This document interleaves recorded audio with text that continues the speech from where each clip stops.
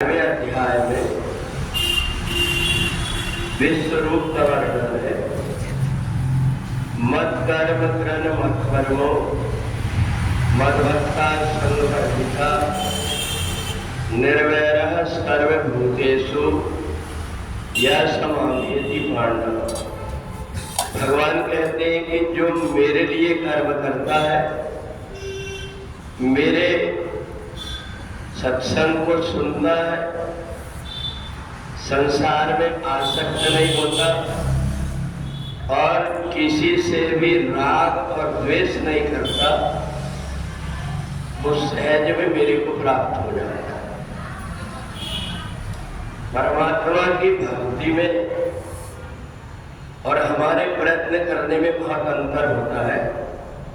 हम कितना भी प्रयत्न करें, हमसे थोड़ी बहुत कहीं ना कहीं गलती हो जाती है, परंतु परमात्मा के ऊपर हम आश्रित होकर के परमात्मा की अगर हम भक्ति करते हैं तो परमात्मा का एक ऐसा स्वभाव है, हमारी गलती की तरफ परमात्मा नहीं देखते और ये भी नहीं देखते कि हमारे अंदर कमी क्या है। परमात्मा केवल ये देखते हैं, इसने मेरे लिए इतना प्रयत्न किया, भले उसमें सफल हुआ या असफल हुआ, परंतु जब तक इसका जीवन रहा, ये मेरे भजन कीर्तन में लगा रहा, मेरी भक्ति करते रहा, किसी भी प्राणी को सताया नहीं और इसलिए परमात्मा की भक्ति उसको सहज में मिल जाती है। बहुत से व्यक्ति योग करके, साधना करके, तपस्या करके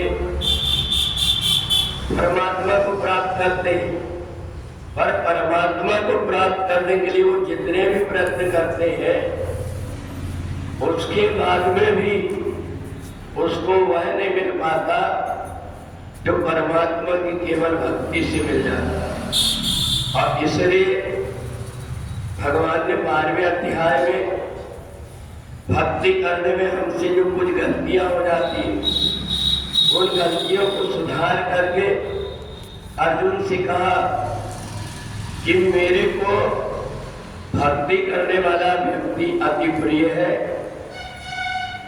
जो साधना करता है उसको अपने प्रयत्न से मेरे पास आने का रास्ता बनाना पड़ता है और बीच में रिद्धि सिद्धियों में आकर के भटक भी जाता है, तो इसलिए उसकी कोई गारंटी नहीं है कि वो मेरे पास में पहुंच जाए। परंतु जो व्यक्ति अपने मन को निर्मल करके मेरी भक्ति करता है, वो निश्चित रूप से मेरे को प्राप्त कर लेता है।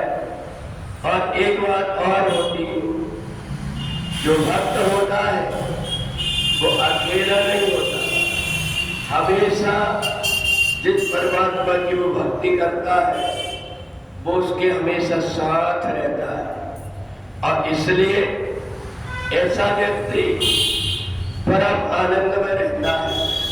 संसार की कोई वस्तु मिले तो ना मिले तो वह दोनों में ही प्रसन्न रहता है।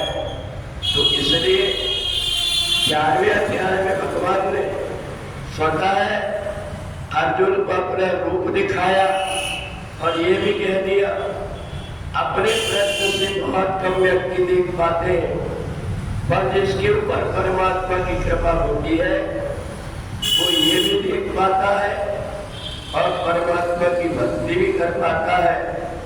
तो इसलिए जितने प्रकार के साधन है उसमें भक्ति ऐसी है जो परमात्मा को सहज रूप में और निश्चित रूप में ही मिला देती है।